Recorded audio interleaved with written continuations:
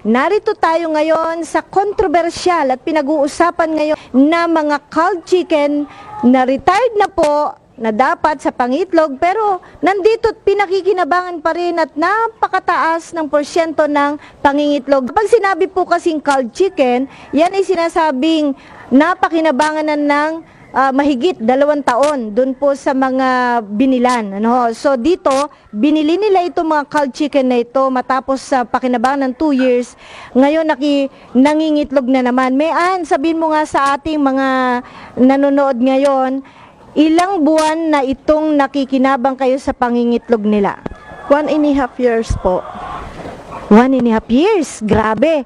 2 years plus 1.5, 3.5 years nang nangingitlog itong manok na ito. At ang kagandahan nun, dapat ay tigil na sa pangitlog to dahil kasi bago bitiwan ito nung talagang may-ari, bago ibenta, ay marami na pong feeds na kakainin to bago mangitlog uli. Pero ngayon, nagawa nyo pa rin paitlogin. Ano ang sikreto sa likod ng ginawa ninyong muling pagpapasigla sa kanila sa pangingitlog? Yung atobi po, ginagamit po namin atobi sa, sa manok. Saan po ninyo nilalagay itong technology na ito? Sa tubig po. Sa tubig. So, maggaano karaming tubig ang ginagamit natin? Puntahan natin, tignan. Saan nyo po tinitimpla yung tubig na may atobi? Dito po sa na ito. Sa drum na ito. Itong drum na ito ay ilan ng dami? Gaano karami ang tubig na kayang ilaman nito? 57 liters po.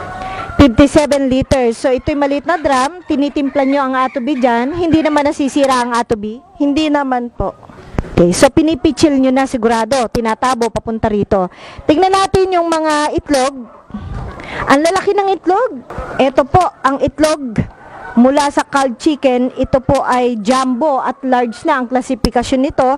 Napakabigat. Ewan ko kung ilang gramo to. Natitimbang nyo ba ito, Miss Mayan? Opo, jumbo na po yan. 100 na po, positive. Ganito po ang pakikinabangan nyo mula po sa culled chicken na ginamitan ng Philippine Atobi Technology.